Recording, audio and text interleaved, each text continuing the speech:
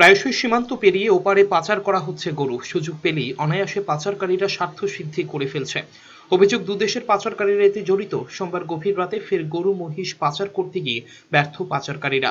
অভিযোগ, কদমতলা থানাধীন ইয়াকুবনগর সীমান্ত দিয়ে রাত্রে পাচার করার চেষ্টা হচ্ছিল গরু মহিষ।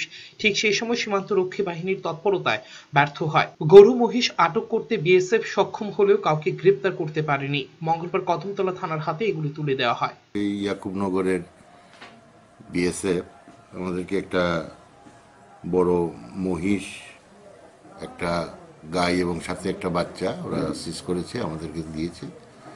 আমরা এটা রিসিজ করে আমরা কোয়ারে রেখেছি, কোর্টে রিপোর্ট দিয়েছি। ওটা বর্ডার এরিয়াতে সন্দেহজনকভাবে ঘোরাফেরা করছিল বলে ওরা ডিটেন করেছে।